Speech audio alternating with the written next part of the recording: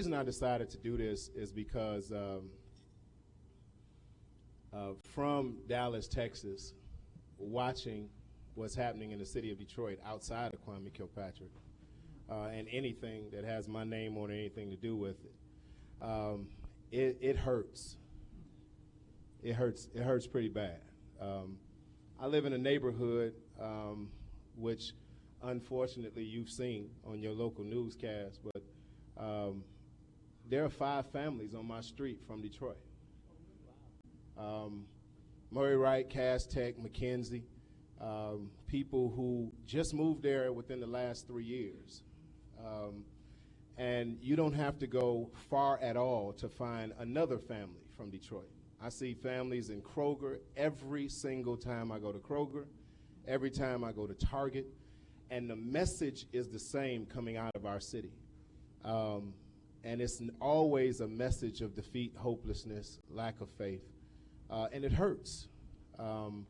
Many of you who watched me while I was mayor and even before, regardless of whatever else you hear and you witness, you know how deeply I care about the people of this city and this community.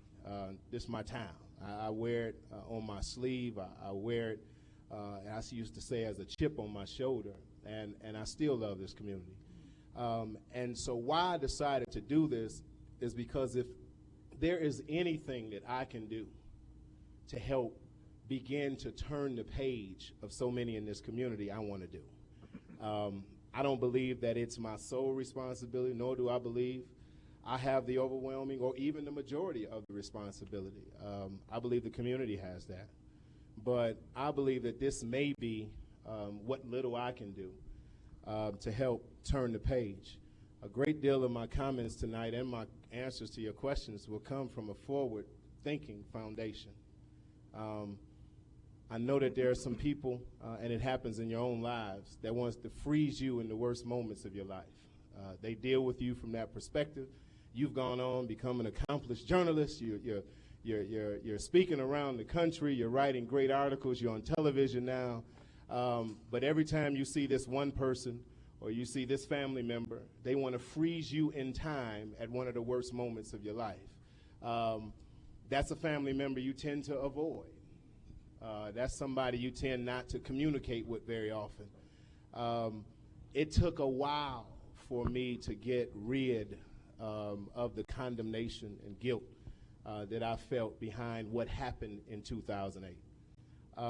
And I don't want it to be perceived as a lack of connection or some kind of emotional detachment from the city. But what it is very honestly, I don't live in the past anymore.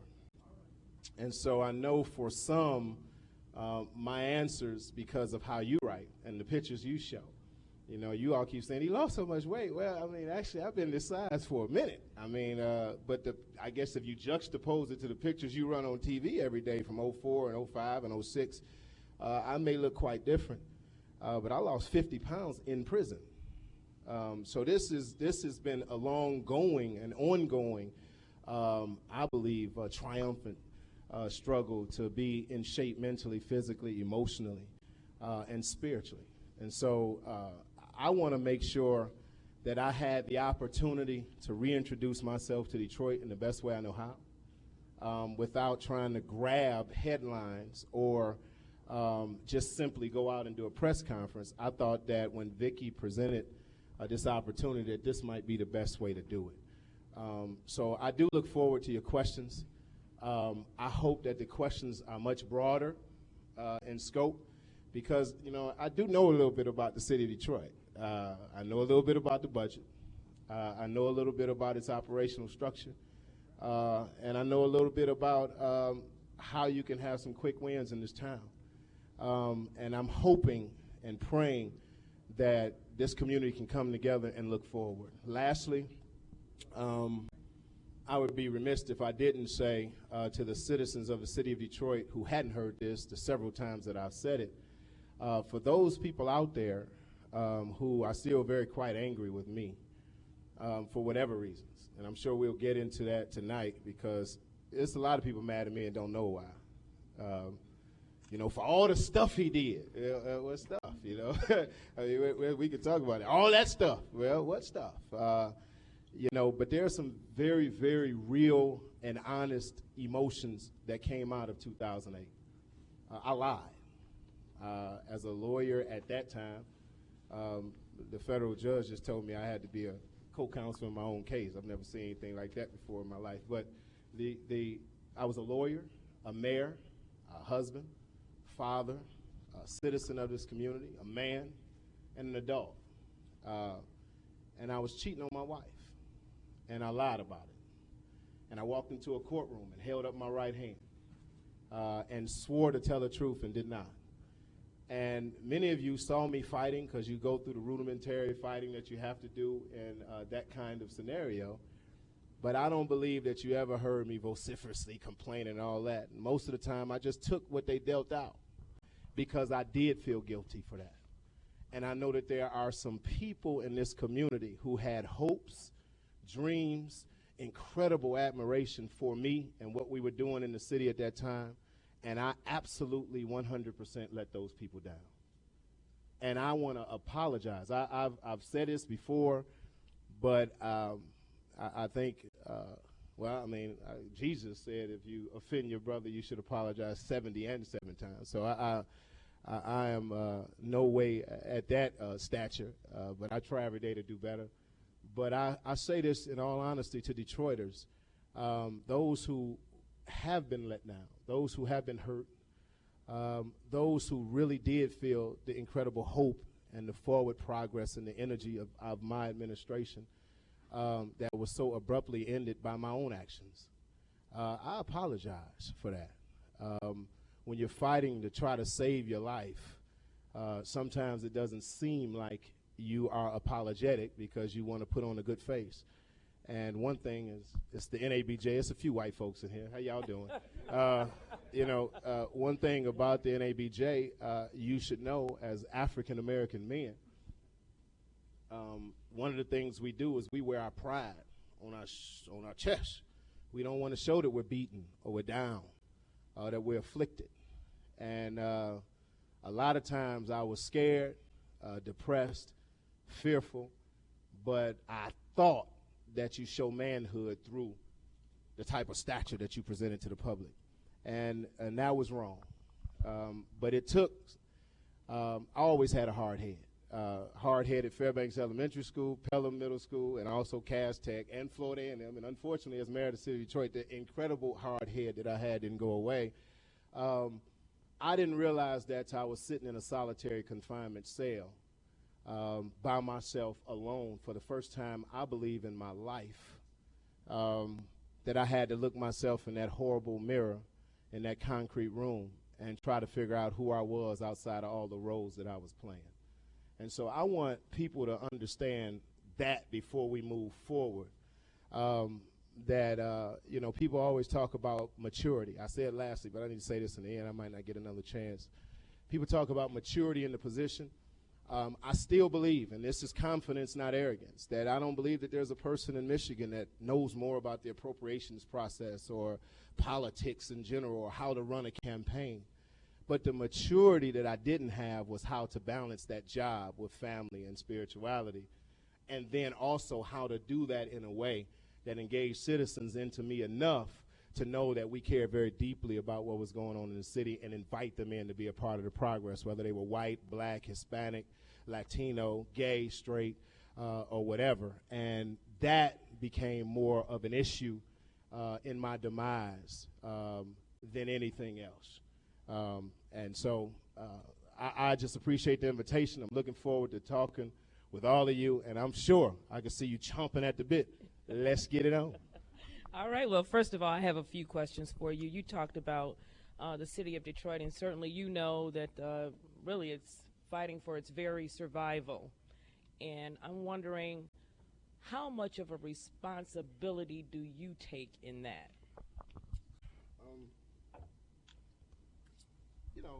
I don't believe that you can be the leader of this town for almost 7 years and not take any responsibility for it. This city has been fighting for its life for 50 years. The problems here are enormous, both social, financial. It has to do with the global economy, the number of employees, the built-in dollars that have to be spent before anybody does any work. And a lot of people don't want to have long conversations about real issues and real problems. They want a soundbite answer. And so when you can't figure it out, blame Kwame or blame Coleman or blame Archer. And it's stupid, really. It really is. It's not smart. And so when you talk about my responsibility for the problem, let's first specify what the problem is. Is the problem the amount of crime in the city? Is the problem the lack of city services? Is the problem the lack of access to money from Lansing or Washington? Is the problem the inverted tax structure in the city where income taxes now become the predominant way that we receive dollars into the city instead of property taxes, which exist in every other city in America? Is the problem a lack of economic development or a lack of a plan to introduce the city to the world? Is the problem unions? Is the problem race? Is the problem lack of a cohesive regional plan? In Dallas, they call it the Dallas-Fort Worth Metroplex. It's a new place. 190,000 people moved there in 2011 alone. And so there is absolutely no conversation of Dallas versus Plano or Mansfield or Grand Prairie versus Dallas. It just never comes up. As a matter of fact, 9 out of 10 people you walk past in the street and you ask them who's the mayor of Dallas, they'll never be able to tell you. They don't know his name. He's not important to the forward progress of the region. He manages the things that have to do with Dallas, the street lights, the streets, and all that, but he is not integral to the economic survival and stability of the region. And so when you ask me my responsibility, I'm not deflecting.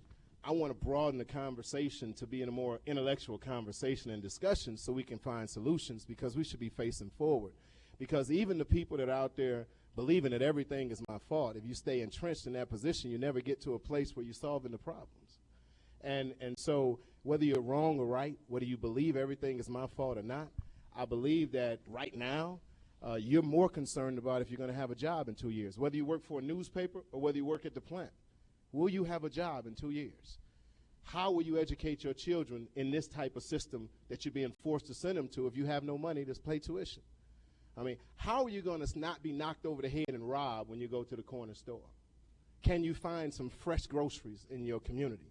Those things become profoundly more important in a discussion than having a discussion and being trapped in a discussion about Kwame Kilpatrick and what was his fault and what about that girl and what about too much. It's too much. If Detroit is truly going to move forward and have a real chance at survival over the next couple of years, we got to get rid of all of those negative, ignorant conversations and really focus on a broader intellectual discussion on how we all make it together. Well, we spoke in Dallas. You talked about Mayor Dave being the first of a new kind of mayor, and you wanted to save that for this discussion today. So I want to follow up with you on that, because I want to understand what you're saying when you say he's a new type of mayor for the city of Detroit. And Vicky was like, what do you mean by that? I was like, wait, we're coming. I'm coming to Detroit.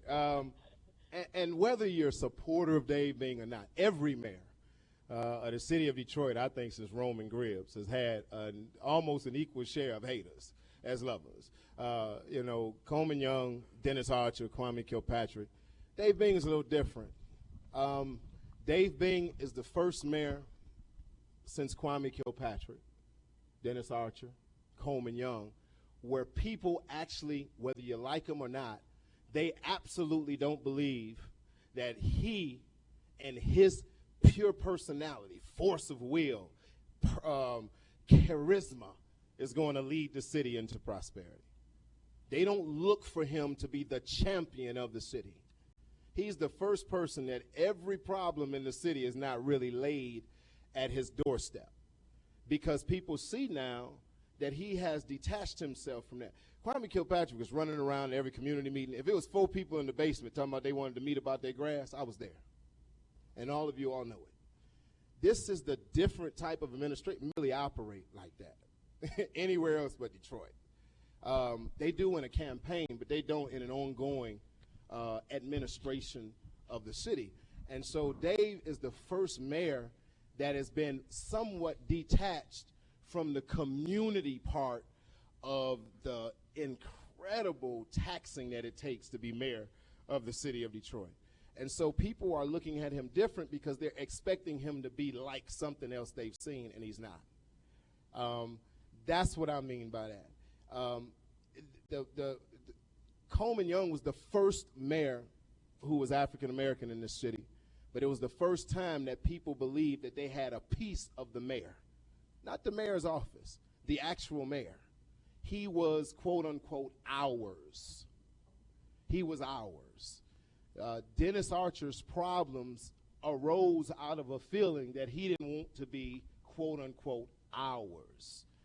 Kwame came in and he was ours again. Well, there's a lot of hell that has to be paid when you ours. You stay up all night. You have to be everywhere. I remember we had a summer in 2003, just to give you an example. I don't know if you all remember, we had a lot of children killed under 16 years old. I could name the names, but don't want to do that on live radio because I still remember. And I went to every scene. And I was sitting there looking at children. And the chief, the last scene that I went to the hospital at Grace. And when I walked in, I started walking up on scenes, and families would start crying right away, breaking down because I became like the Grim Reaper. They knew, even if they didn't know their child was dead, when I showed up, they knew they were dead, and it just became too much. And I looked down at the bed, and I saw a kid that looked like Jelani. It was Jelani Rasan, my son, and I kind of lost it in Grace Hospital. And the chief told me, you can't go to any more scenes, and I had to go talk to somebody about it, a chaplain and all of that kind of stuff. And it did mess me up. It messed me up for a while, I had to admit that. And the next scene I didn't go to, I was sitting up watching Scott, Channel 7 News, and they were reporting the family. They were talking to the family, and the family, he didn't show up at here. And he should have been here. And I was like, wow, and I felt so horrible. I felt so horrible. No mayor had ever been to a scene, but I didn't go to that one. And so I understood their pain, but I also wore that like it was just such a profound weight all the time. Dave Bing doesn't have the emotional energy, he doesn't have the physical energy, and he doesn't come out of the body politic to be that kind of mayor. And so he's a different kind of mayor, and I believe that the citizens of the city of Detroit are struggling with that right now. And you got people that also see an opportunity to put themselves in as leadership. They see an opportunity with this type of structure as well. And so I think this is the transition period, and he will be the transitional mayor. All right, I've got just a couple more. A lot of people say that your actions resulted in a lot of collateral damage. So I just want to read off a couple of names and have you tell me what you think. Former, emphasis on former, Congresswoman Carolyn Cheeks Kilpatrick. She lost that race because of her son. Laying in a prison bunk, you find out your mom loses her career. I'm biased, but I think that she was one of the best that ever did it in that position. But her record speaks for herself. 30-something years in elected office, never had a blemish one on her record, ever. Never. Brought home more dollars on the appropriations committee than anybody ever in the history of Michigan.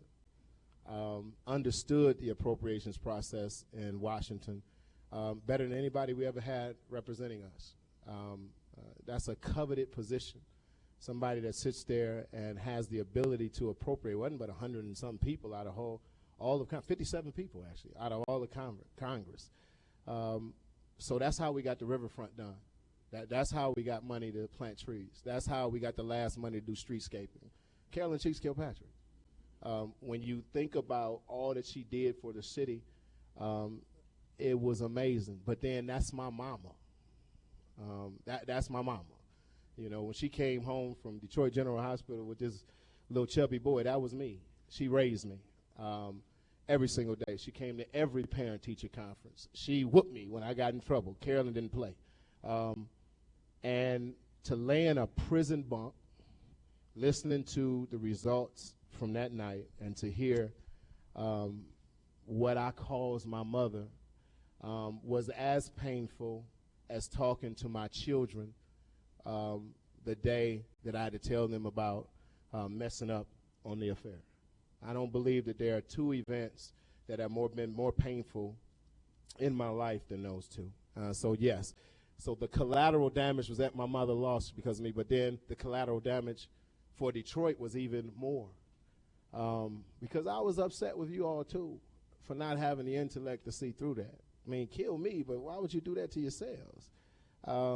That was a phenomenally ignorant thing to do for this community. And everybody, oh, they'd be mad. No, you that was not smart. It was my fault. I got my mom and all, but you kicked out a congresswoman who had a seat at the table in a transition period for your city, on your state and your region. Now everybody's hurting. In some kind of way that's tied to me. At some point, we all have to have some responsibility for our own actions and thinking as well. And so, yes, I take full responsibility for my mom's loss, but at some point, we have to really evaluate. I mean, even all the people you're electing now, they won't get on appropriations. They won't get there. And it's a California movement. We got to be smarter about this. We're too emotional. There's a California movement there. There's nobody from Michigan getting a seat at that table. Why? Because you're not a growth community. You don't play into some of the seat makeup that are going on in America. And so the Speaker of the House has to put people in place that can put an immediate benefit back to the communities that they want to win as Democrats or as Republicans. And so what you did was you disadvantaged the community off an appropriation seat that you would have never lost. And now we're getting less money because of it. And Dave Bing's arms are totally tied. Now, he should be able to figure it out a little bit because he has a president. That's different. We didn't have that. But, yeah, that's a huge issue. A lot of emotion went into that. And I think I may have given you all the rope, but you didn't have to exercise the right to hang my mom. Christine Beatty. Definitely. Chris, I believe, was a great city employee. Anybody that ever worked with her know that she dealt with integrity on the job. And people talk about this a lot, like, you know, they're all hypocrites. Well, I think we all are. You know, there's a few people in this room. You do things that you don't want anybody to know about, but that doesn't mean you're not a good journalist. And I say that, too, that you could be an incredible husband and be a bad dad. Yeah, you could be a great doctor and still smoke.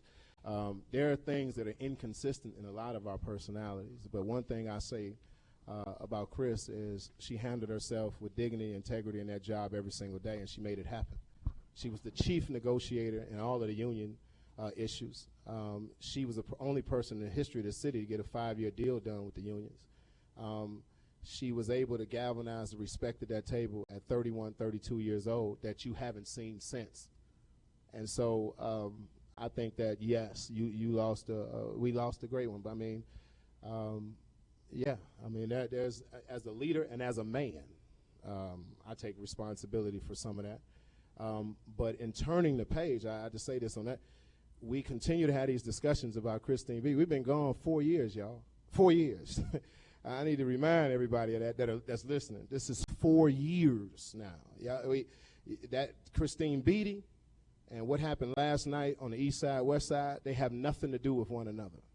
And so we're talking about Christine Beatty in 2012, and she's been gone 4 years. She's been gone actually almost 5 years from the city.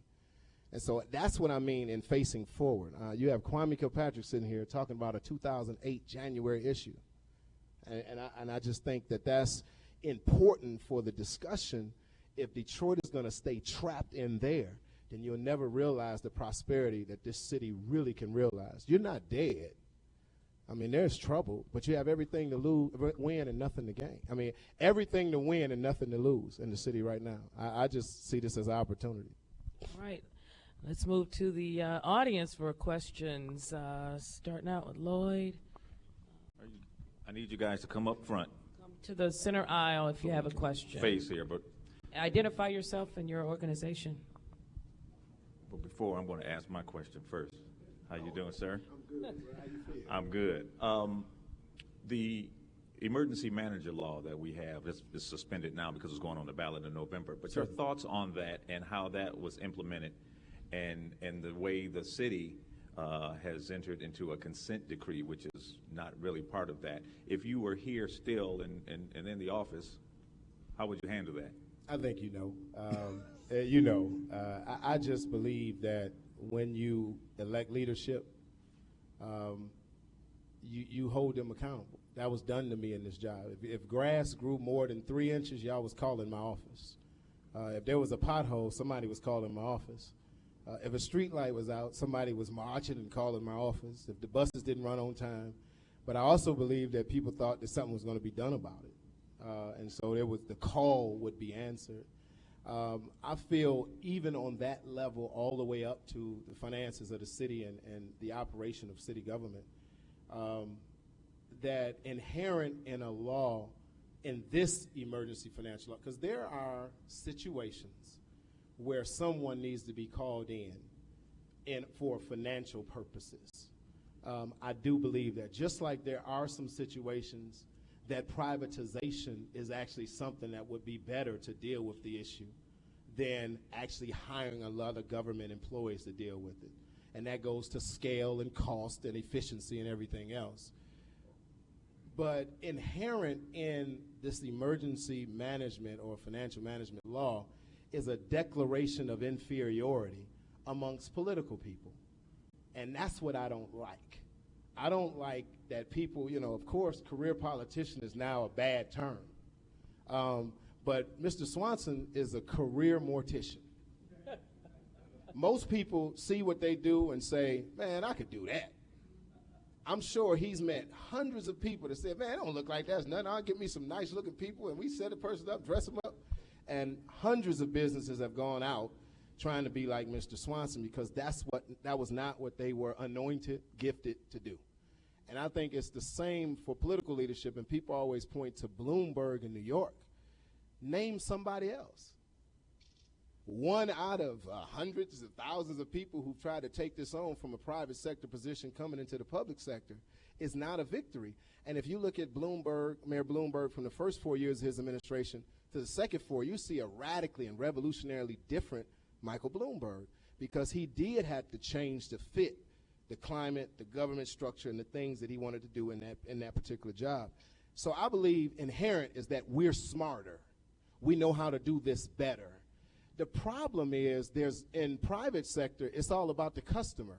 But when you come over to the public sector, it's all about the budget. Well, what about the customer?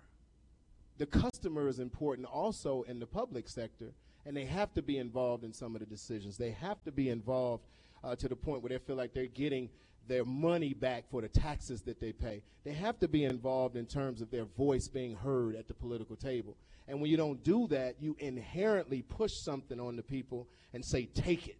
And I believe that's why you have so much strife, so much strain, not just from Detroiters, but if you look at how this law first was implemented, it was Battle Creek, Highland Park, Pontiac, Detroit. Now, if you look at the protests, they're looking a lot like the United Nations. Because if it happens on your street one time and people see that it's okay, pretty soon it'll be on your street too. And so I think that's what's happening. This whole declaration of inferiority is not working. Hi, Shar Yates, Detroit Public Television. What's your source of income and how are you supporting your family? Thank you. I've actually been speaking all over the country, more and more in churches, which is really amazing.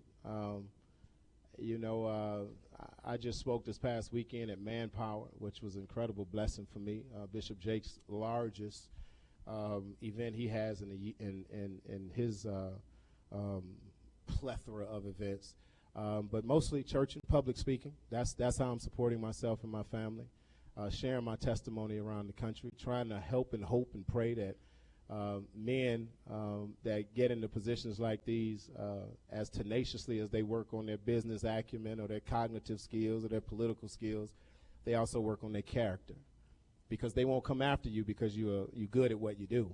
They'll come after you because that flaw that you have, that thing that's inside of you, that lying spirit, that cheating spirit, that coke, that crack, that alcohol, that thing that you need to really figure out how to deal with, you have not done so. And so as tenaciously as you work on those other skills, you got to work on your character as well.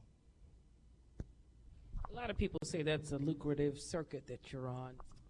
It's a lot of people making a lot of money. I'm not there yet, but by the grace of God, it's afforded me to be able to feed my family and to pay my bills and to pay my restitution.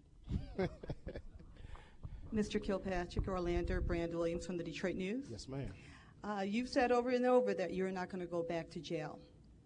If the trial that's coming up next month does not work in your favor and you're convicted and you're sentenced to prison, what are you going to do? I don't even understand how to answer that question. Well, it's like asking someone who's going to trial, is a chance that you could be convicted. What will you do? Well, in America, particularly when you have what seemingly looks like an entire system that is organized to kill you, there's always a chance. But I have never really thought that far in terms of going or being found guilty. I said earlier that in the state case, I was guilty. Guilty is sin, literally. My thing was trying to figure out what would be a fair result. And I didn't get that. I was punished worse than anybody ever similarly situated in the history of this state, probably this country. The only person that we can find was charged criminally out of a civil case. We had a prosecutor who was just tenacious about making sure I was behind bars. But I tell you what, all of that situation helped me in this one because it helped me to get rid and to live up to the guilt that I had so I can fight for my innocence. And so I don't think about what may happen if things go bad. I am hopeful and actually excited about presenting an opportunity. I have an opportunity to present the facts in this case.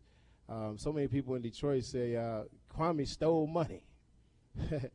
I have never stole a damn dime in my life from anybody. And I'm not even charged with that, oddly. That just became kind of like community folklore. There's no misappropriation of funds. There's no stealing. But it's kind of like in the community because if you hear every day somebody's a criminal crook thug, you kind of just go with it. I say this, too, to people that are listening as well. I understand why people may feel like that.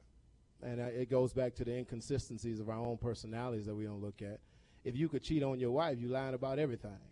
Well, I know some of the people who are listening who appear to be self-righteous to everybody else. I ask you to think about that statement a little further. And Mr. Kilpatrick, just a follow-up real quick. So much has been made about race, the issue of race in these federal cases, especially involving Sam Riddle, the recent trial of your friend Bobby Ferguson. What are your thoughts about the racial makeup of a jury? Are you concerned? One of the things that I was able to do, and I hated the process, but I'm so thankful for it. Both at Milan and at Jackson, I had the opportunity to help guys with their paperwork. And what you see over and over and over and again as a recurring theme are people who have been so unfairly treated by the system. I think even regular people would be shocked and amazed at how horrible the criminal justice system treats African American, Latinos, and people of color.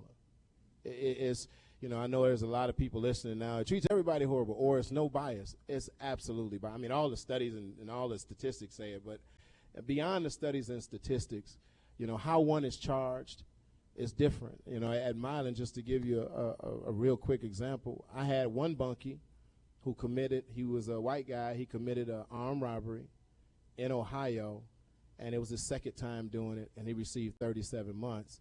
And I had a 21-year-old black guy, and this happened over and over again. Same crime in Ohio, first offense, he received 12 years. And he has dreads and muscle bound and all that and went in with an attitude. And so he talked about that to me. But you can see in the paperwork that the set of facts are the same. The court was the same. So what was different? And when you look at the studies, and there are a ton of now nonprofits doing studies on this issue, we become an incarceration society real quick. Over 2 million people locked away in prison right now, just in state and federal prisons. not counting the 9 million people that are in county jails around this country, country and county jail system. Out of those 2.3 million people, 700,000 of them will get out this year, and 70% of that 700,000 will go back within 3 years. We are an incarceration society, and if you look at the numbers of African American and Latinos that are going through that system, it's absolutely staggering. And most people say if you do the crime, you do the time, but you got to look at prosecutors and how they charge. You got to look at who gets probation and who gets a prison sentence.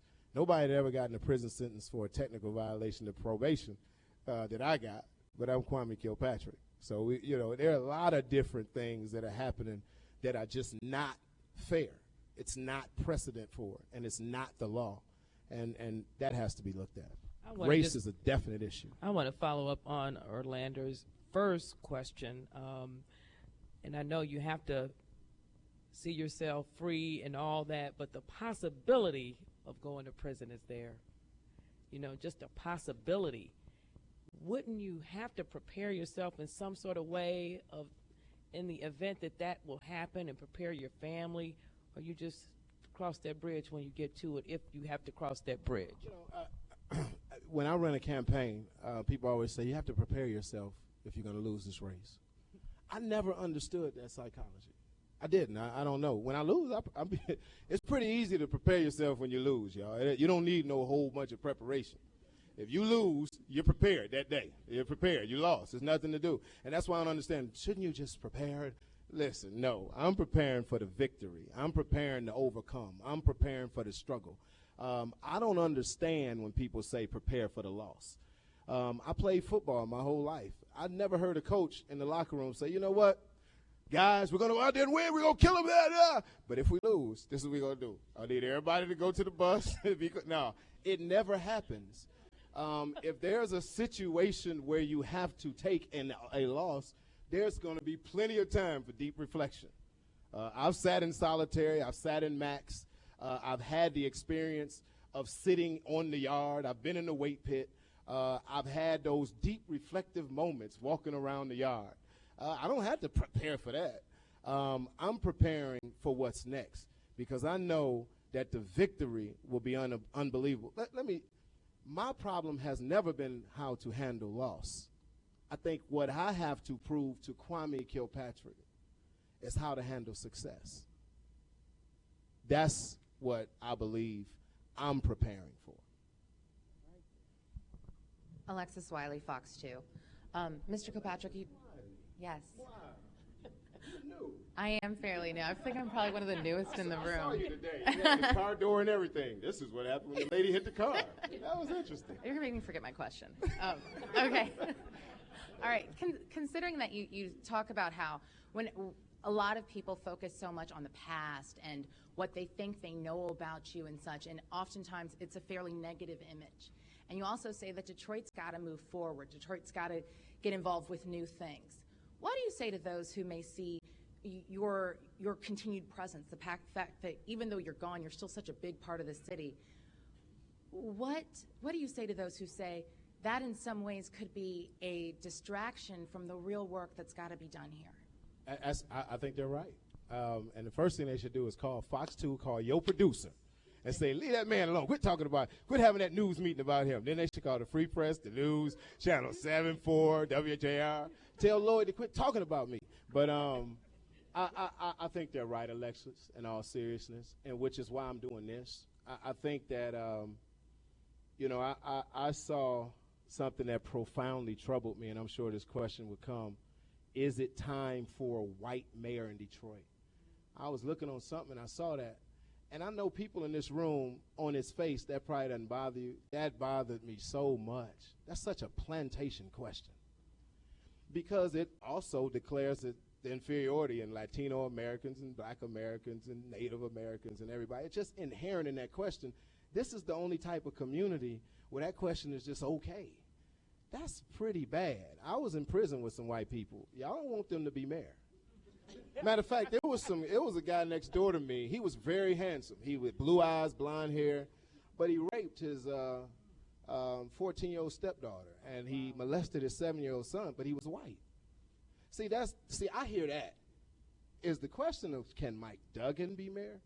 See, I think that a lot in this community, but it's okay because you got big, bad, black Kwame Kilpatrick. You juxtapose the question with putting me on there, big fat man picture of me, bad, or you put me in a hat and he's a gangster. Alexis, you came to Detroit. You probably expect me to walk in this room and just be gangster, thug, you know, I but. actually never heard that. I did not expect that. That's what some of the jurors said. Yeah, okay. But I think they're right, that we got to stop this. I know that I have a personal battle here in court. I didn't choose this. If it was of my choosing, I would be left alone and be in Dallas and figuring out how to continue to be a better dad and a better husband and a better man. But there's some things here that I have to do. But I swear to God, I mean, this is the first time I've talked to the press. I left here in 2008 with the intention, and I said this, of the city healing. I even asked people to support the next mayor. I wasn't just saying that because I knew how hard of a job it was. And sometimes when you're gifted to do something, you make it look a little easy. You know, Alexis Wiley doing the news, everybody thinks they can do it. It's a profoundly different thing when you actually have the responsibility to do it. So I think they're right. I am a distraction to the larger and broader and more intelligent conversations that need to take place in this community. Thank you. ML Elric, Fox 2 News, DC NABJ member since 2001. I wanted to say, first of all, When you was a long time. No, when you're white, you got to give all your credentials at the black right. meeting. I have a little I'm tenure. white, but I'm supposed to be here. I have a little tenure, and I've never raped my stepdaughter, so I want to put that out of there right Go now. ahead. Thanks very much, first of all, for coming here. It's good to see you. We used to have a good relationship, the media and Mr. Kilpatrick, and it's good to see that we're going to be able to have these free exchanges again. So thank you, first of all, for coming up here. Well, I don't know about free exchanges again. You know, you got to stop him there, right there. But it's good we're having this one. Good to see you too, man. Thank you very much. Detroit's problems, the emergency financial manager situation, are largely economics, and there's other problems the city has. But at the core of the current problems is that there's just not enough money. Yes. And none of the budgets that you authored ended in balance. They all ended with a deficit. And can you talk about how much responsibility you think is fair to lay on your shoulders for the debts that we're having to incur more debts to pay off today?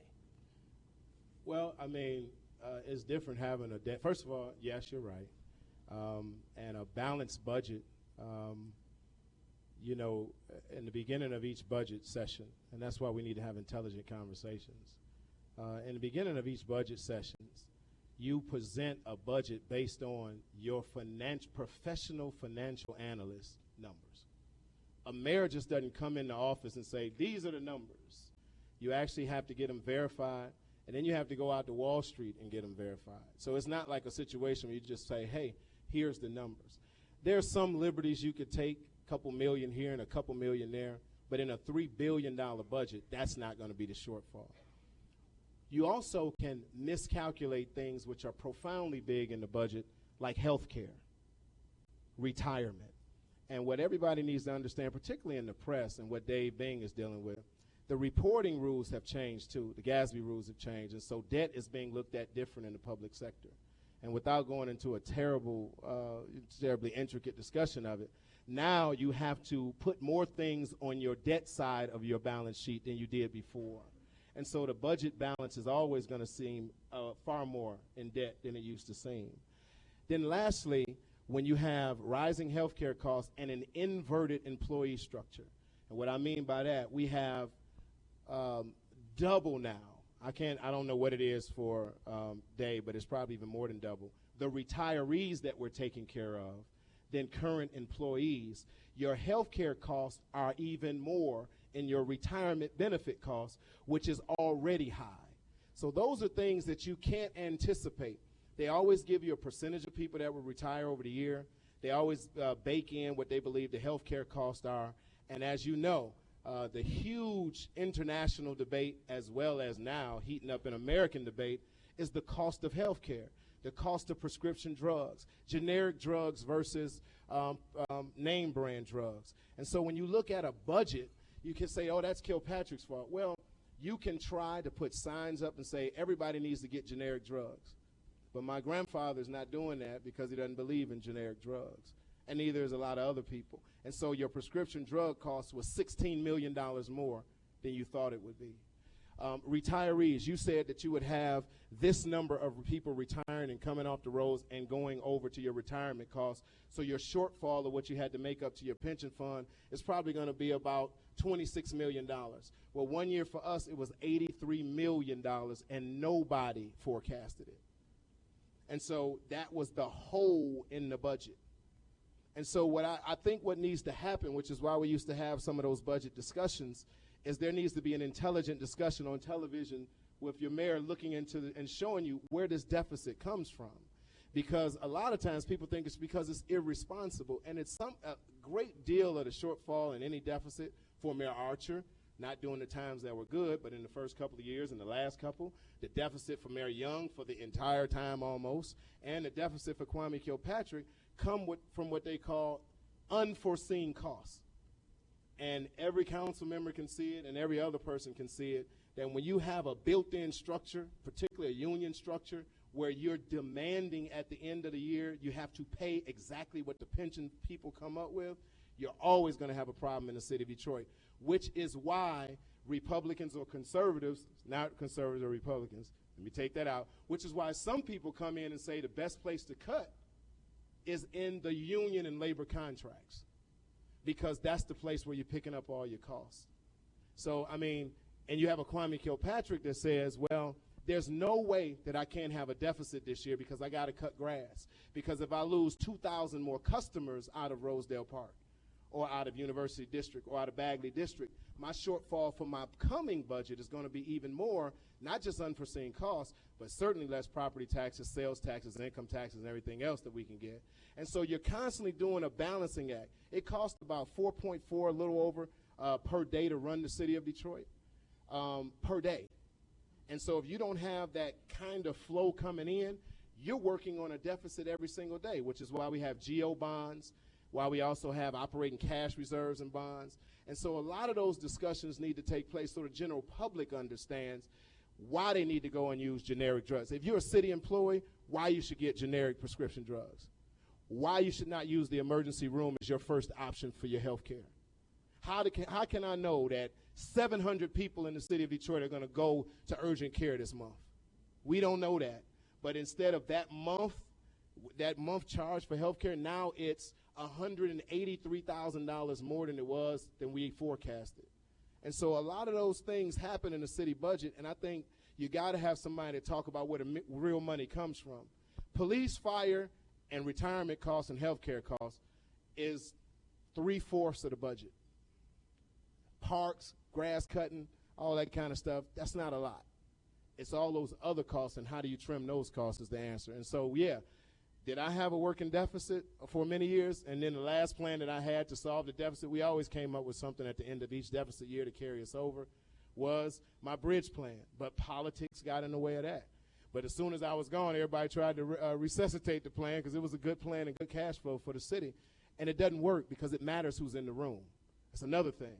It matters who's in the room. A council person can't get a deal done in this city, in no city.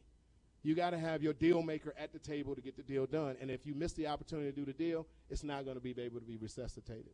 And so a lot of these things are timing. It's understanding the forecast from the financial people. And it's also some unforeseen occurrences basically in retirement and healthcare costs that continue to add to the deficit situation in the city, which is why you see so much of the conversation in the unions. So, Mr. Kilpatrick, how much responsibility do you bear then? Because over 7 years, you had a chance to figure those things out, your time in Lansing. Why didn't you see these coming, and how much of the current problem do you think tracks back to your tenure? I mean, you explained the budget process pretty well, but we still have these deficits. Yeah, and we're going to have a deficit next year. And we're going to have a deficit the year after that. And we're going to have a deficit the year after that. And I'm not deflecting, but I think there's so much that people want me to take responsibility for everything. But I would think it'd be a better opportunity for us to learn so we all can understand it better. And I'm not deflecting at all because there's no figuring out. President Obama said he figured out the health care issue. He put a bill together. He passed it through Congress. It went to the Supreme Court, and it's law now, isn't it? Or is it? He figured it out. Well, I don't know if he figured it out, because people are talking about the extenuating circumstances for that bill. Commercials are being run about Medicare, and now we're all in a situation we understand it less now than we ever did. And that's the same thing in government. It's really easy to package a soundbite to say, oh, you ran a deficit and you should have figured it out. But it does take a longer conversation, and which is why you have a financial board, an auditing committee. You have people that are chairs of committee. Why do you need all those people if it's so easy? Why do you have vice presidents of Pricewaterhousecoopers sitting at a table talking about the long-term solutions of the city of Detroit if it's really easy? Because it's not easy. And in order for us to actually get our arms around this budget, it's going to take more than just a mayor. It has to take a city. It has to take a union contract. It has to take financial proposals that are real for the future based on unforeseen circumstances, particularly in healthcare and retirement. And so those are tough decisions that have to be made. So if I have to take some responsibility, I think I have to take responsibility also, ML, for being able to run the city well, cut the grass well, fix streets well, economically develop well in that type of environment, host events well. And I know people, oh, I can't stand them. Okay, but if you want me to take responsibility for my failures, which I absolutely will, then please allow me to take some responsibility for my successes as well.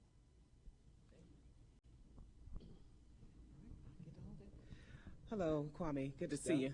Thanks so much for coming. Most of the questions I had, you kind of answered them already, but I'll just start with this one, and I imagine you can talk somewhat about this topic in your interview with Vicki Thomas. You said you wanted to expose the wrongs in this federal case. What can you say about your federal case? Well, I can't say much about it. I'm still reeling from the other day, to be quite honest. Another kind of unprecedented thing happened to me in a courtroom, but you saw the system close ranks. I've been hearing about this guy called Kwame Kilpatrick for 10 years, 11 years. And certainly, we probably communicated horribly during those times where we should have communicated better. But I don't know who the person that they're talking about is. And I don't believe that anybody that's ever really engaged me does either. It's been fascinating to hear some of the allegations in this case. And people have alleged things the government has that they know are not to be true. That's why they can willy-nilly just say the other day, oh, we're going to take away that count. Well, if it's a count that really matters and you believe in, why are you so quick to just take it away?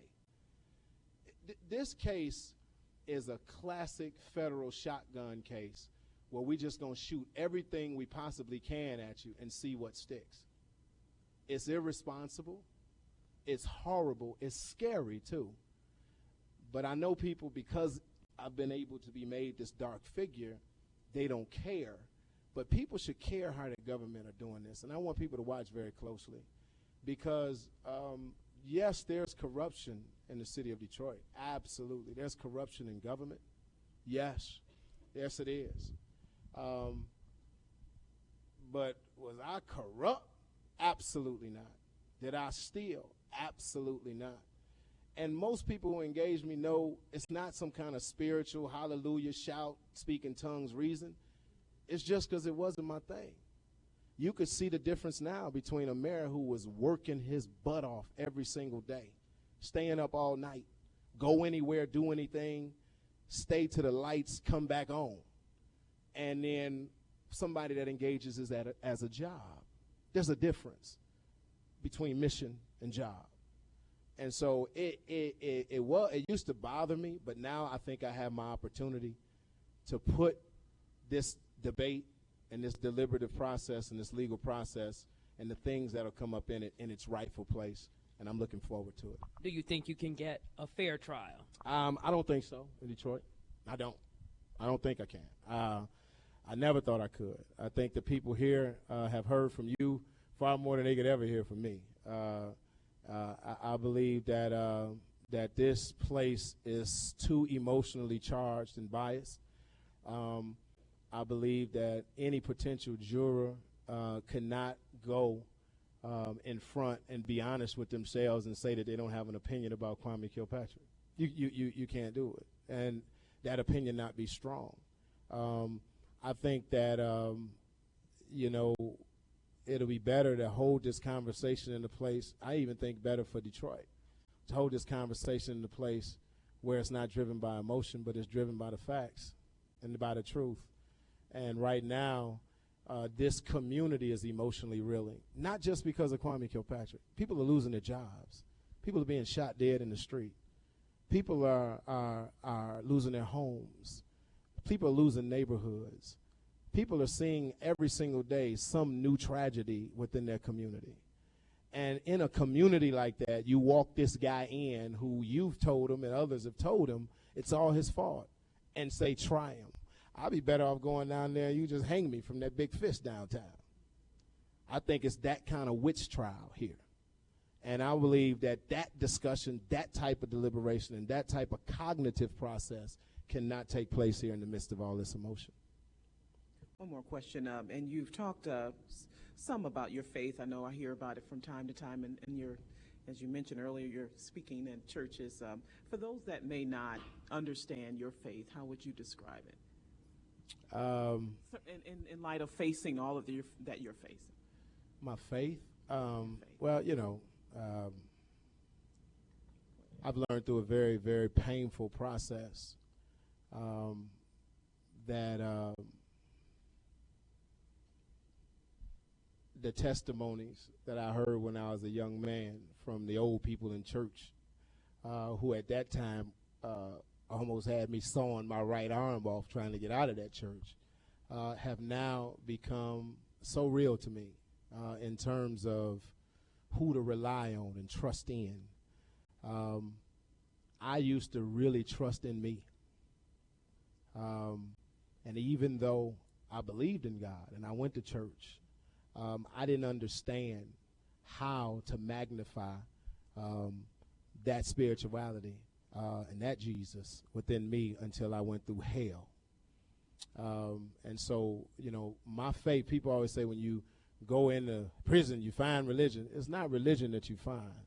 You actually find you. And I don't care if you was a former dope fiend, dope dealer, mayor, or whatever. Usually when you get into that situation, you find that you can't get yourself out. And so you're willing to surrender yourself to that which you've come from and heard in the past from your grandmama or from your mama. And so my faith was already in me, but it was actually intensified and built up strong or more strong in that condition through the trials that I've been through. But I tell you this, I'm also very positive. I believe that if you take the combinations of what's in the Bible and the teachings of Jesus, and also if you take Deepak or, Eckhart Tolle or any of the plethora of books that I've read, I mean, Napoleon Hill, Let This Mind Be in You, positive thinking, seeing it before you get it. All of those things are very much alive in my spirit, and I've seen it happen. I knew I could win mayor before anybody else did. I saw myself in my inauguration before anybody else did. When it was stupid, I saw it. I've seen faith work in my own life, and so now I can recall on those experiences and use them now to move to the next step. Good evening, Mr. Kilpatrick. Good evening, ma'am.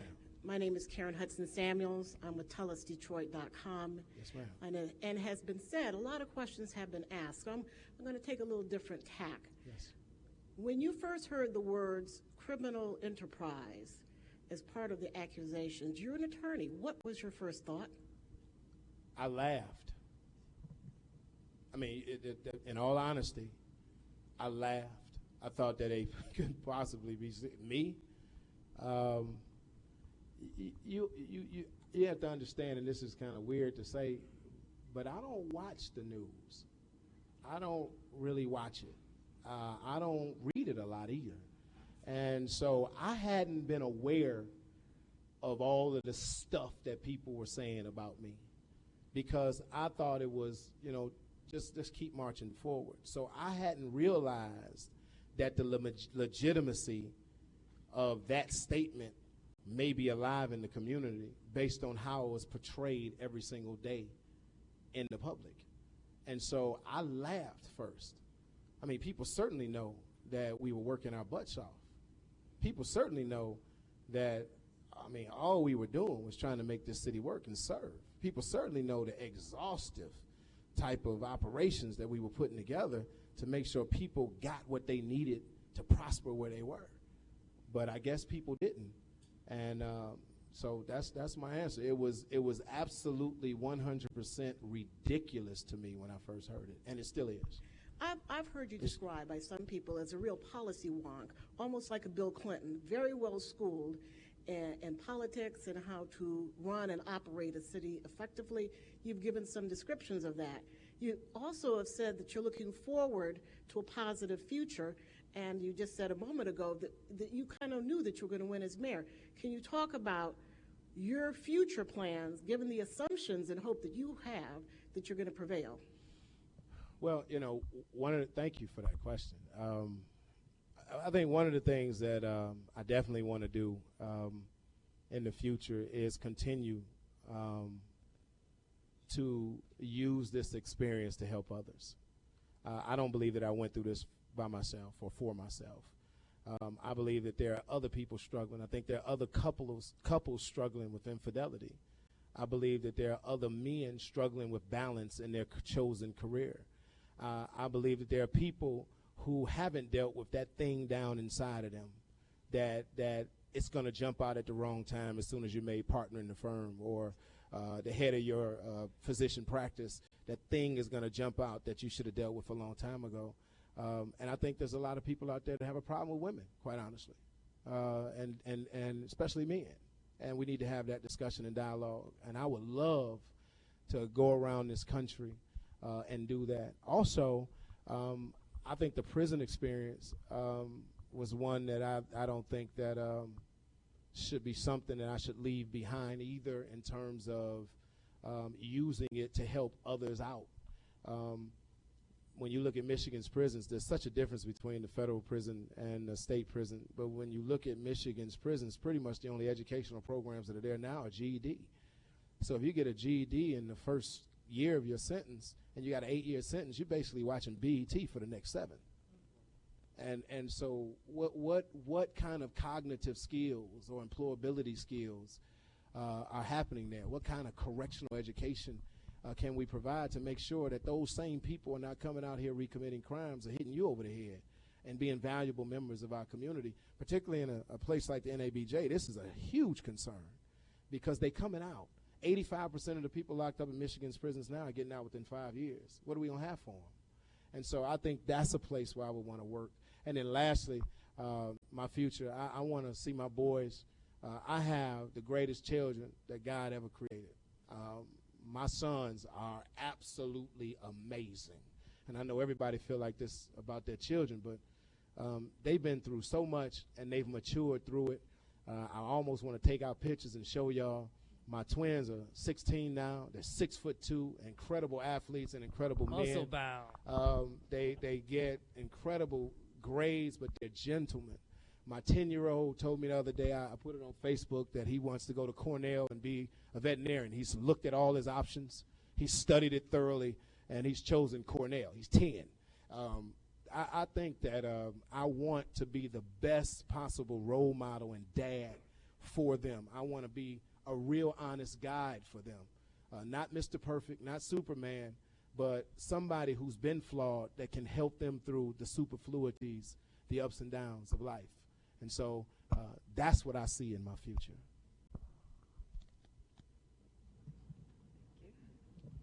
Good evening. Good evening. I'm Visiona Lieri. Oh, yeah, I saw you too. WDIV Level 4. Yeah. When it comes to your federal corruption trial, I've been hearing that there could potentially be hundreds of people testifying against you.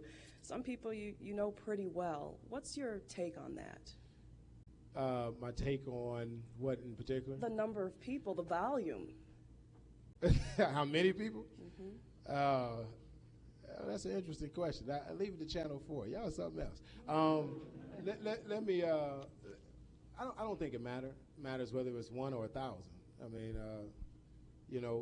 you say a lie once, it's a lie, and you say it twice, it's a lie, and say it 3 times, it's just a damn lie. It ain't like it's not like a thing that like you could keep saying. I mean, I could say you got on a green sweater, and then the next person say you got on a green sweater. The next person say it's just not true. So the volume doesn't bother me. What bothers me is in this case, and I think we'll be able to expose this, are the people that are being used to do this. And it's not how many, it's who. And it's very interesting, the type of lengths that the federal government will go through to get Kwame Kilpatrick. And so I think that's something that will be exposed along the way, and I look forward to doing it. And the other question that I had is that you said that, you watch from Texas and you see things here in Detroit that you just don't like. We all see it. If there is one thing, one solution, just with your history here, what do you think it is? What needs to be done to get things moving in the right direction? Everybody has to come down from their high office. That's the first thing. You can't get a contract done negotiating at a table in the mayor's office or even in the city county building. You know, you get a contract done for a union in somebody's living room. You can't do it. I can't be in a position where I'm always the executive. Mr. Corporate Community in this town, you can't dictate to the community what it needs to do to be successful. When we see you too struggling in your own business, come out the office, talk to people. One of the worst things in Detroit that I see that's different from Dallas, people in Dallas are folksy. You'll see Jerry Jones walking around on the one thing I love about Roger Penske is that he's not afraid to go into a bus garage and talk to the guys. The thing in Detroit that needs to happen is everybody has to stop believing that they have the solution. There's no such thing. We all can play a role in the overall solution, and all of us can have a role and responsibility in it, but I can't do it from the mayor's office. I need the bus mechanic as much as I need the financial person. I need the guy who cuts the grass at the park as much as I need the person that's doing economic development. There's no big people and little people. The only way we solve this problem in the city of Detroit is somebody got to come out their office and say, listen, man, let's just have a conversation. You got to get to know my kids. Because I know, ultimately, if you don't like me because I'm management, and you don't like me because I'm the mayor and you're supposed to hate me, ultimately, Jelani and Jaleel and your sons, they got something in common. They both want a future in this town. So how do we figure that out? And you can't have that conversation in the mayor's office because everybody is playing their role. But if your wife cooks some spaghetti, I'll come by, man. Because we got to figure out how to deal with this. We all losing right now. Nobody's winning. And so until somebody comes out of their office and really engage people, if you can walk amongst kings and still not lose the common touch, you can solve this problem. We only have about 15 minutes left, so if you could just limit your questions, just have one question. Good evening. Good evening. Jim Kirstner with 7 Action News. I get to say that for the first time publicly after having moved from Local 4. I'm curious about your thought process. This format tonight, I asked Vicki about it. It was your choice not to have cameras, but you came here with a message. You've entered our pool with one foot, but not the other foot. If you want your message to get out, why no cameras? And I do have a short follow-up. Let me reserve that right. Go ahead. You want to? No, go ahead. I'm gonna tackle you, Jim. I'll do the follow-up after your answer. You know, I think that I think in order to have a real dialogue, that's something that is actually truthful and honest that we can deal with. It looks different on a moving camera. Even sitting like this. I'm sitting like this, and you have your camera, and oftentimes he was slouching. You know, you all have a great way of making me look really bad. So it's a trust issue? It's definitely, it's not just a trust issue. I think that people different when the camera's on. I really do, everybody. I watch them in politics. I watch them even on your news. If I was to turn around the camera that you were with your cameraman, we turned it around on you one day, you would be a little different if I had the mic and asked you a question. You'll straighten up and do something. I think that in order for us to have the kind of dialogue, like it or not, or take what I'm saying or not, I just thought that it'd be better without the cameras. That's not saying that at some time, we shouldn't have a conversation. But also, you all good. You do everything in like 30 seconds with the lights and the stuff glaring and the music. Dun, dun, dun, dun. And so by the time I come on, I look like, Shrek or somebody, like a just overgrown egoic kind of, and that's not what I wanted to get accomplished here today. And I know that sales sometimes, particularly coming up next. I didn't want that. I didn't want the big fancy production. I would rather, with this group right here, this is my first endeavor into this type of thing, have it with this kind of atmosphere and then build on it from here. Here's my follow-up, and it kind of goes to the upcoming trial. You just commented that you don't think you'll get a fair trial here.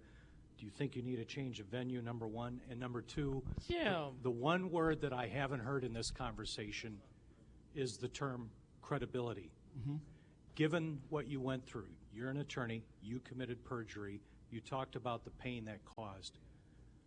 The missing component from that conversation was the $8.5 million it cost your city when you committed that perjury in that whistleblower lawsuit. No. So here's my question. Do you feel like... See, that's Jim, TV I asked people. one question. Here's the You just question. shot 4 out, dude. You got one question. Come on. Well, that was more of an One editorial, question. but I'll be happy to respond. And it goes to this question. Here's the question. Is this a mission to restore your credibility? Do you feel like you have restored it at this point?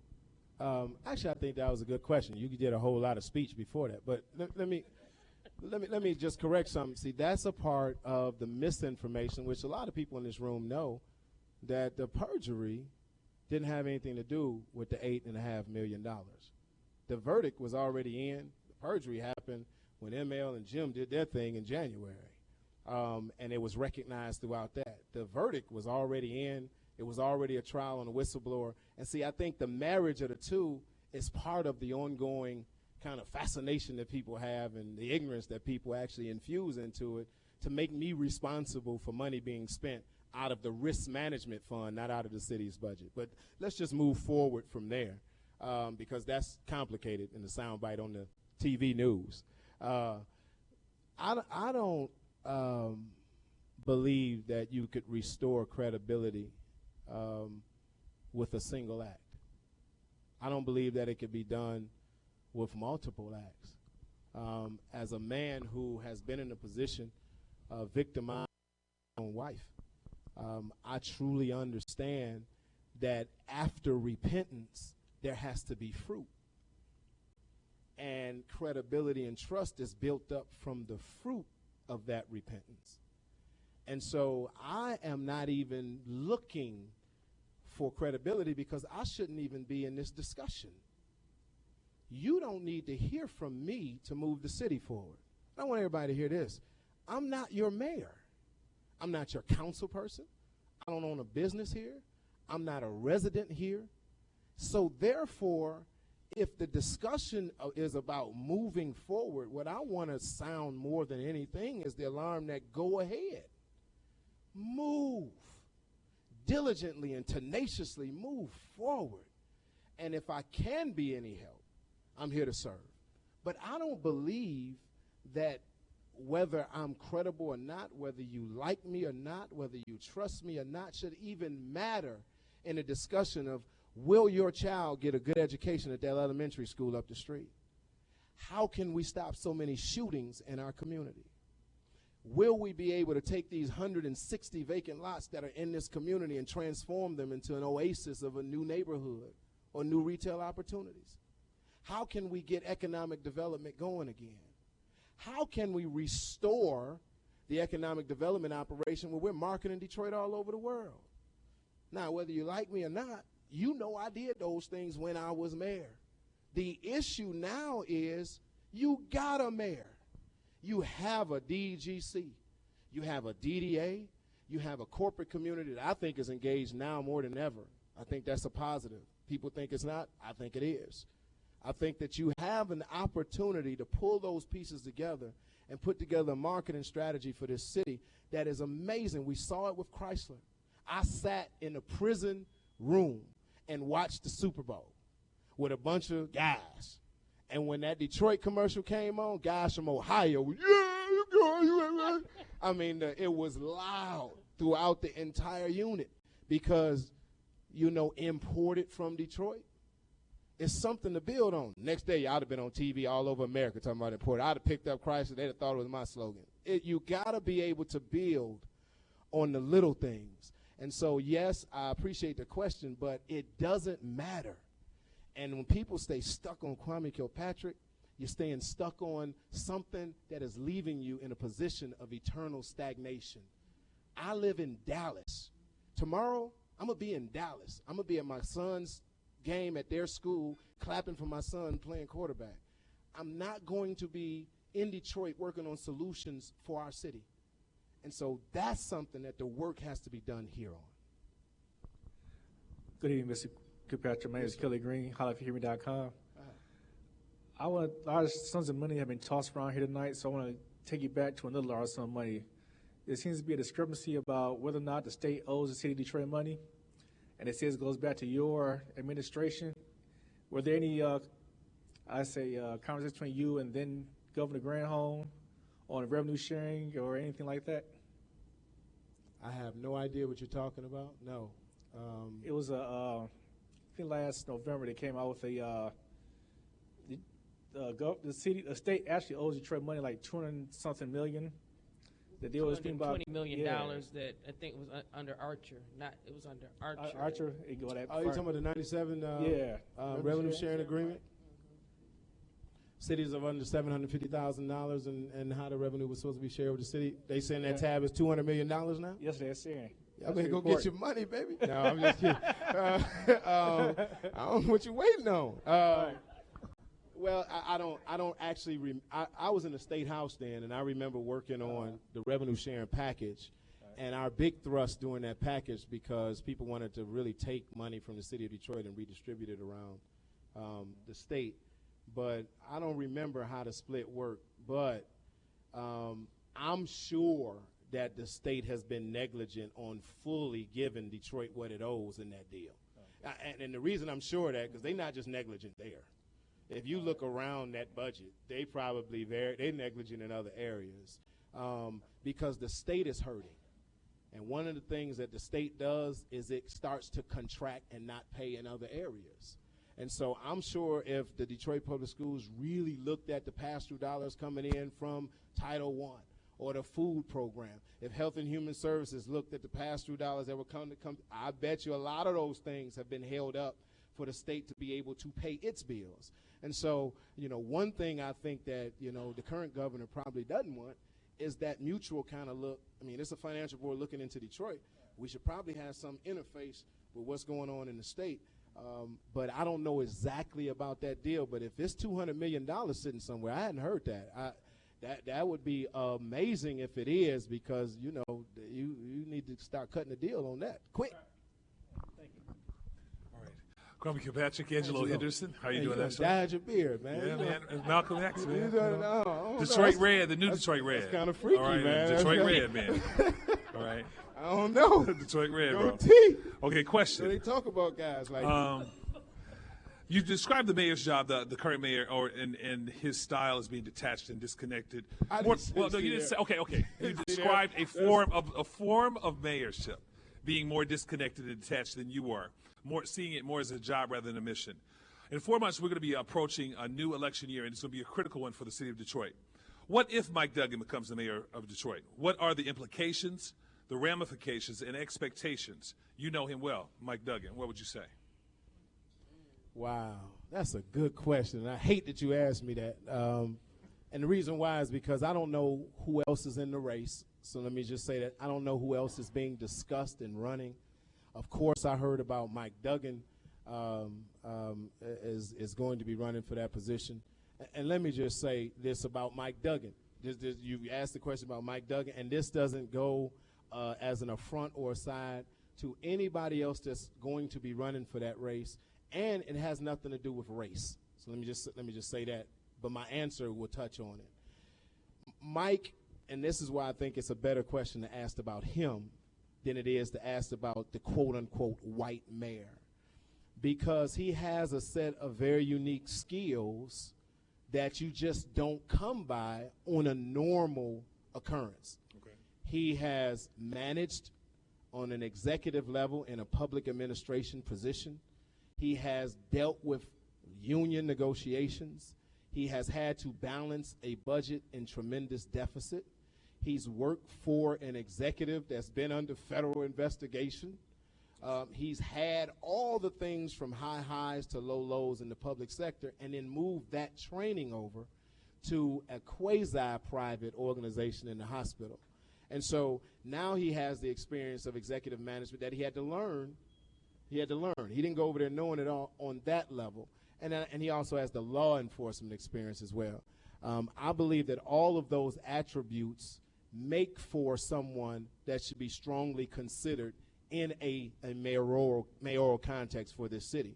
I also would say that as Detroit approaches this next election, it should be a decision that's made not just from an emotional perspective. And I know that's hard in politics because we are in the age of Obama. And I know that's hard. But Detroit has to make a real decision on who's the best person to keep this city moving in a direction that it needs to go, who can cut the grass, fix the streets, who can pull the people together.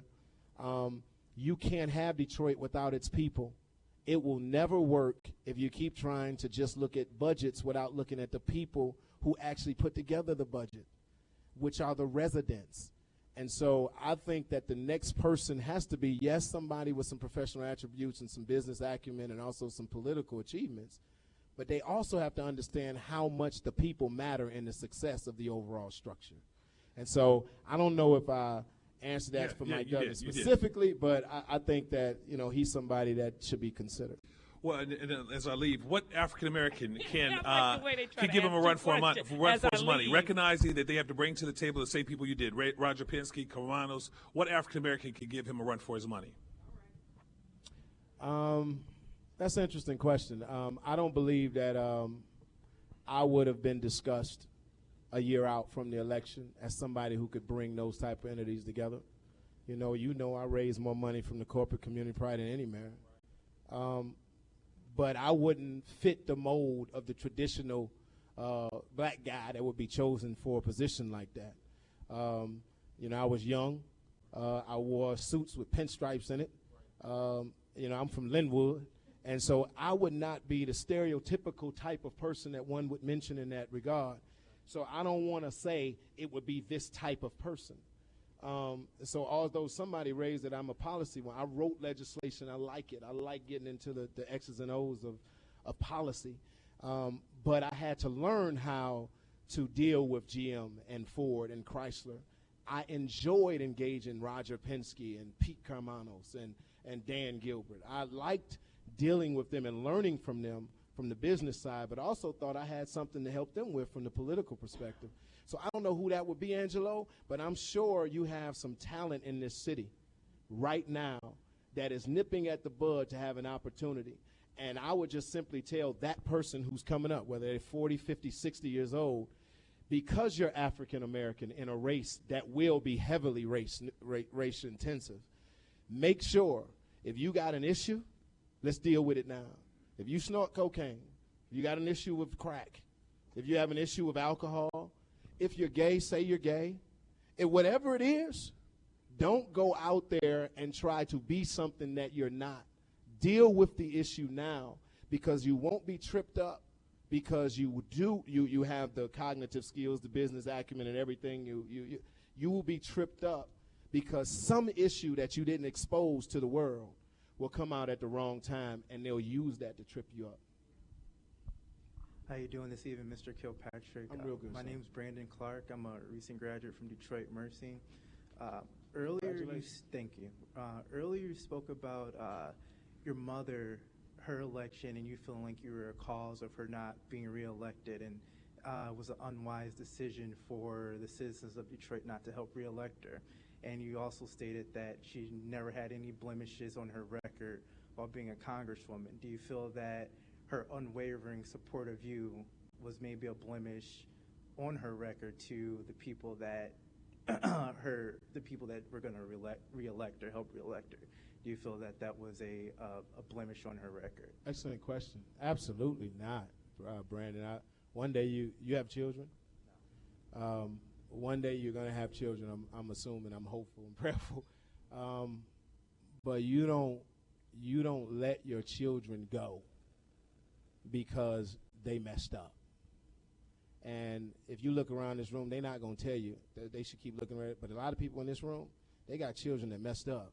They just didn't mess up on the news. But their mamas was right there with them. Their dads were right there with them. And so that can't be perceived in America. Not black, white. This is not a race.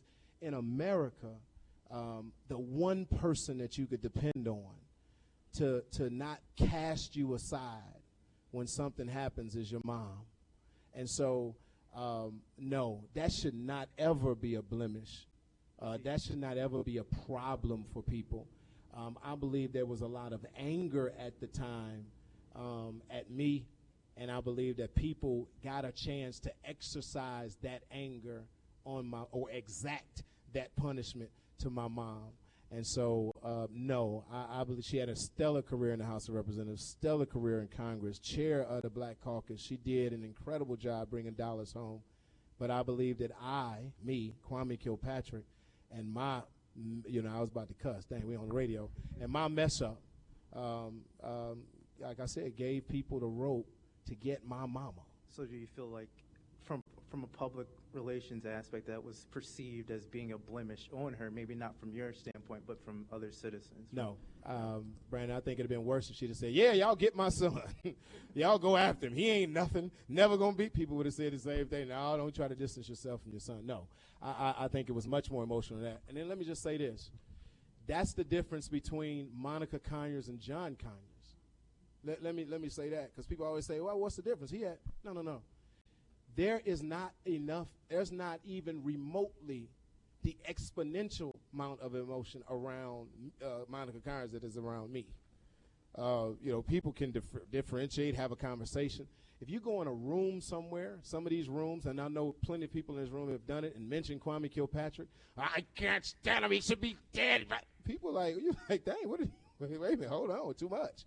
But there is so much anger around the issue of Kilpatrick because people really have decided that I've done so much to exhaust and exact pain in their own lives, and I don't know where that comes from.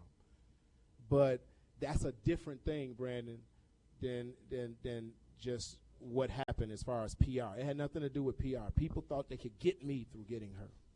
I have a question for you. We have actually 4 more people. You want to take 4 more? Let's do it. Let's get it over with.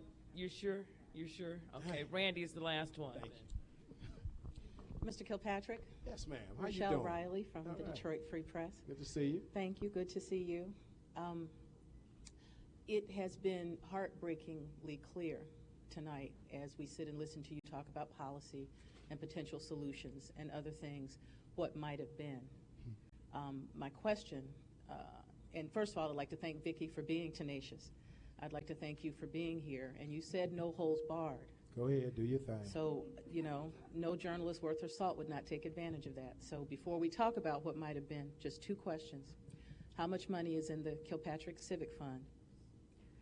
And have you ever met, spoken with, or been in the same room with Tamara Green, the exotic dancer known as Strawberry? Wow. Yeah, I'm going just to get the answer. Wow, that was very interesting. You're welcome. But actually, okay, that's quick because you could actually. Well, no, but the other question, I can. Go ahead. But that final question is, reams of paper, dozens of trees killed, talking about the dream that might have been Kwame Kilpatrick and where you could have gone. I'd like you to tell us where you thought you were headed, what the ultimate goal would have been, and what that goal is now. Excellent questions. All 3, please. Thank you. 1, Civic Fund is defunct. There's no money there. It's been defunct. I've never met that person, and I think everybody knows that too. And then never met her, never in the same room, don't even know who it is, never heard his name the first time on one of your papers or news thing. It's very interesting how that flourished. And I think that's a case study all itself, actually. And then lastly, I'm not dead, Rochelle. I think that that's interesting because what you just proposed is exactly my issue, that people in Detroit only see me in one way. I don't have this problem anywhere else in America because people can see me today. And I look very much alive. My face is washed. I'm clean. I'm all right. But you see me as mayor, and so I'm not mayor anymore. Oh, my God, I'm deaf. And it's not that for me. I need y'all to understand. I do get it. It's the politician, not you. And I truly believe, listen, I don't believe that there are any accidents or incidents, and I hope this doesn't sound horrible.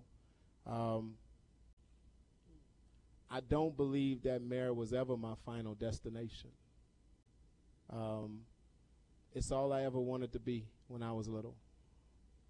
From the time I was 10 years old, that's all I told everybody I wanted to be, like Coleman Young. I wanted to be mayor. I never saw myself in any other role, not governor, not president, not anything else in politics. That's all I ever wanted to be. So just like the eagle stirs the nest and kicks its young out, it was kind of that same effect for me. The eagle's nest is up on a cliff. The mama comes home one day and kicks everybody out, and they got to fly on their own. I never knew what life was outside of Detroit and outside of being in politics.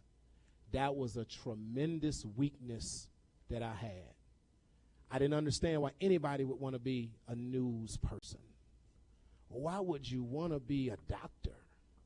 Or why would you even ever want to be an architect? Don't you know that politics is everything?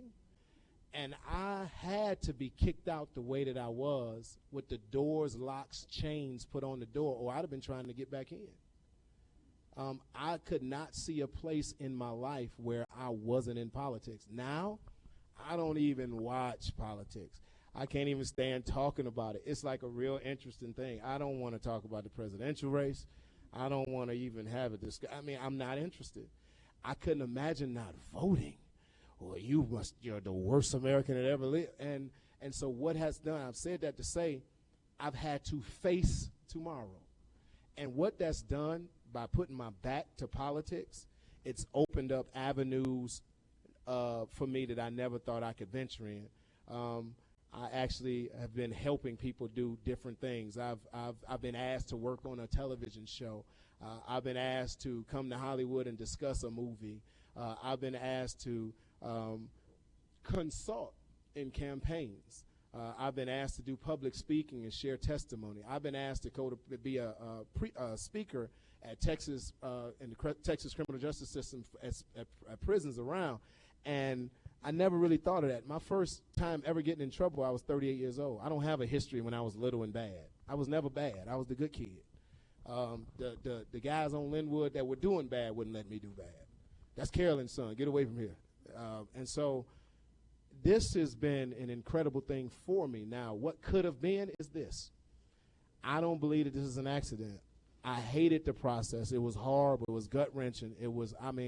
I laid out on the floor in a cell so small, Rochelle, I was being fed through a slot in the door 3 times a day. I was being walked naked to a shower 3 times a week. I had to lay on a cement floor on a cement bunk, and I cried like a baby. Now, I prided myself on not crying. I cry now at the drop of a hat. Movie come on, I'm oh my God. My wife said, you such a wuss. But anyway, it's forced me to change in a way that I never thought I could. But I believe that I had to go through all that I've been through to get wherever I'm going. And so right now, I'm just kind of walking cautiously and carefully through the maze that this life is bringing to me. But lastly on that, it was never, last weekend, we had a sleepover. We had a sleepover in my bedroom. My wife, my sons, we all got sleeping bags. We got a red box movie out that little machine. That's what we do, red box night. And we watched a movie.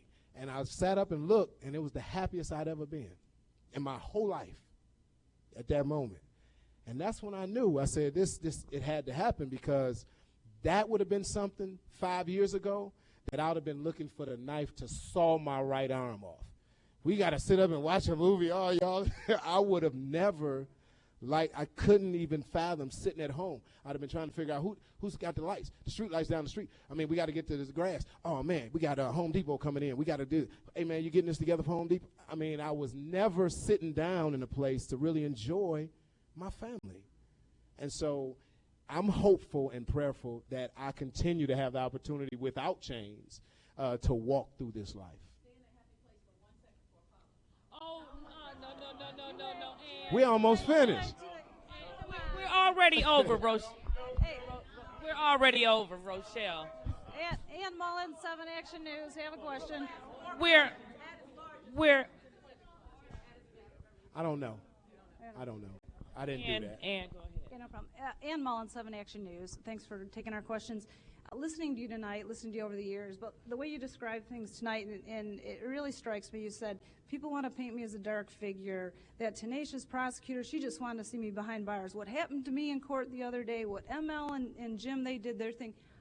I hear this victim talk again and again. How are you the victim? Why do you see yourself that way? Second question is, if this is one big distraction, if you're one big distraction, why did you approach Vicki Thomas to come and do this and come here tonight? That's what, Joe. You've been that person over at Channel 7. You actually look mean too. You got to smile more. That little permanent scowl is horrible. Let me say this because that's something that's done all the time. I'm hopeful that I didn't paint myself as a victim tonight. I'm hopeful that you didn't get that from this engagement, and I'm hopeful again that I reiterate that I accept full responsibility for all that I've done to myself. When I make a quip of Jim and ML doing their thing, that's certainly not painting myself as a victim. That's actually just acknowledging the fact that that's the different timing of which something happened. But I'll say this,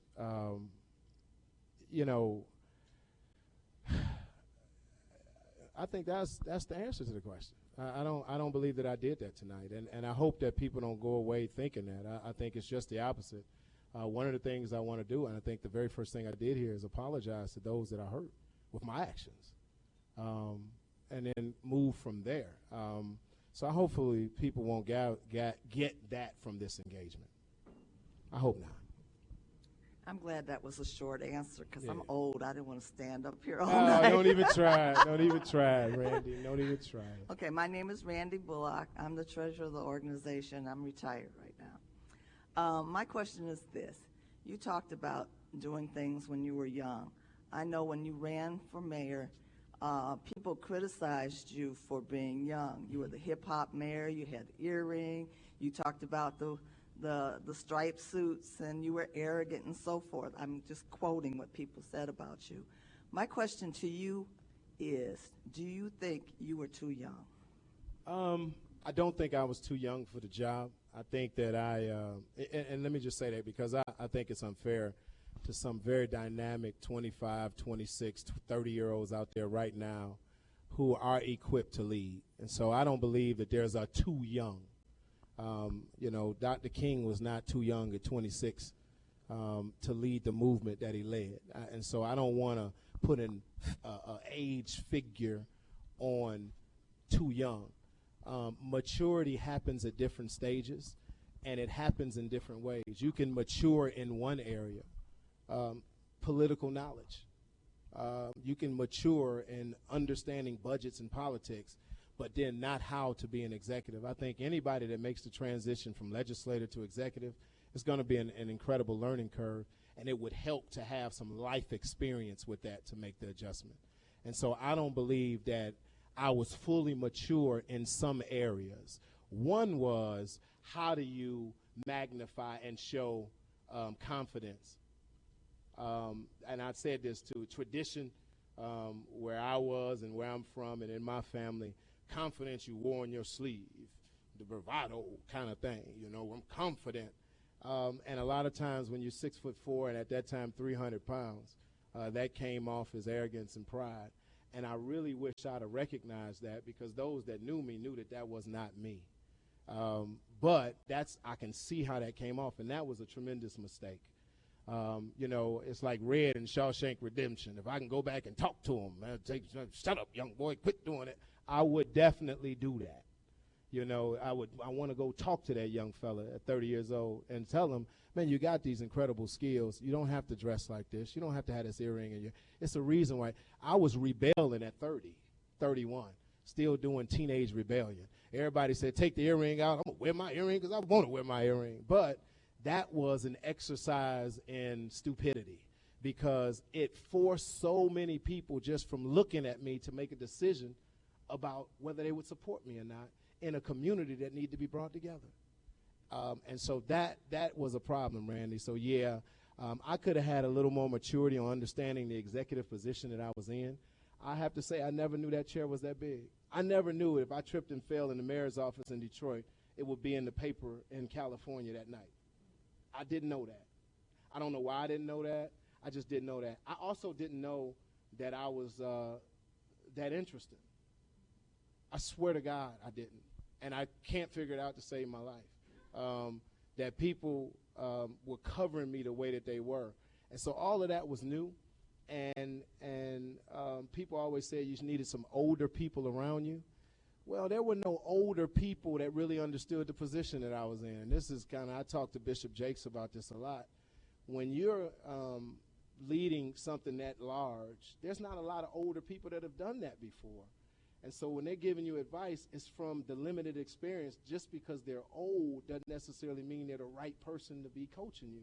And so I was trying, and by the time I was in 2005, I think I had it, because I thought that it had to come from business leaders, had to come from some union leaders, had to come from some white, black, and I started to put a circle of people around me that were good, but I was taken out from all the issues that most of the people are hearing about even now in the federal trial are from 2001 to 2005. I think I turned a tremendous corner in 2005, but I hadn't dealt with the issues that existed back then. You want to take a final question from Jim Schaefer? Not really. Yeah. And we really do have to stop, because we have agreed What to time get is it? audio to people. So I'll make it quick, I promise. And then I apologize. I was tweeting all these things, so I couldn't stand in that long line. Jim Schaefer from the Free Press, thanks for coming out tonight. I really appreciate it. I think we all appreciate it. Can you talk about your book, and was it successful? Did it make money? Are you willing to share with us how much it made? Excellent question. And tell us about the restitution. Do you intend to pay it off? I think the best thing that I could ever, I played the Powerball yesterday, Jim. I want to play. Y'all don't understand how bad I want to pay y'all. It's the thing y'all use to kind of dig into me. But, let me just first start with the book. Unprecedented. The book was vehemently attacked here by the Wayne County Circuit Court, and an unprecedented decision was made. To take all of the proceeds from the book under the Son of Sam law, which has been struck down in 40-something states. We now have a brief in the Supreme Court, and just so everybody know, Walden Books, Random House, Simon & Schuster, all of them have joined us in our brief. It's so far-reaching that it's incredible. But from the moment they made that decision, I stopped marketing the book. I just didn't believe. First of all, I was tired of talking about yesterday. And I saw, as soon as I stopped talking about the book, it availed more opportunities for me. It was incredible. As soon as I stopped talking about Detroit and what happened in Detroit in 2008, I got more speaking engagements. I got booked at more places. I started making actually a living doing speeches. And so I stopped, Jim. I didn't. And I never got an accounting of what was sold or what was done. There was, the publisher has been fighting with the courts and everybody else. I disengaged from that situation altogether. I was never part of the contracts or anything, thank God, anyway. And so that part is done. The restitution, The restitution, I said I would pay it, so I would. I will. I wish I can drop $1 million on y'all, or now 857,853 or something. I really wish I could, but I can't at this point, and I won't allow it again to be in the way of feeding my family. But every single time that there's any inquiry made into it by parole, I avail everything I have to them. I'm absolutely upfront and truthful about all the information that they need. And the best thing that's happened is that Wayne County is not involved anymore. There's actually the state of Texas and the state of Michigan actually look at it together and figure out a remedy. And although the state of Michigan sometimes has some media remarks, it's something that everybody that's involved knows that I'm committed to doing every single month. And if I make more money, I'll let them know. They get all of the checks that I get anyway. And so that's something that, that I said I would pay. And regardless of how I feel about it, how it emanated and anything, I signed my name to it, and I stand by the deal that I made. And in this walk back to credibility, integrity, fruit of repentance, if I said it, then I have to walk and continue to be in line with what I said. And so, yes. All right, and we agreed to give you 5 minutes if you need to close everything out. 2 minutes, just basically, thank you. I appreciate the opportunity. I hope that this conversation could be viewed as one where it was an honest dialogue and we got a chance to exchange information and you got a chance to hear what you needed or wanted to hear from me. I hope that I wasn't evasive in some of the questions, and I know that I was in others, because I have to be in terms of what I still have to face. But also, I don't want to get too far into Detroit politics. I think it's better that I'm not, quite honestly. And then lastly, I hope that I didn't come off tonight as arrogant or egoic or whatever that was mentioned earlier, because it's just not in me. I feel so free now. And I don't know how to really articulate that in any other way. But it's an incredible feeling being free. And, that's why I'm here. That's why I avail myself to you. And I'm hopeful that you'll go out and tell that story. Now, I know that there has to be some sexiness to it as you present it to the viewing public. But I'm hopeful that it'll look and sound and feel like what really happened here tonight. God bless you. God bless you, Vicki. Thank you for hollering at me about this. And actually, Vicki hollered at me first. I just said, hey, what about it? It was a while ago, so I And did wait. I waited for a while. It didn't happen like I reached. So I'm, sorry about that. But I did. Hopefully, we. Well, Facebook. We Facebooked each other about it. So I'm hopeful that everybody got out what they needed to get out, and I look forward to continuing some type of dialogue with you over the next 4 or 5 months as I continue to fight the biggest monster of my life. God bless you and thank you.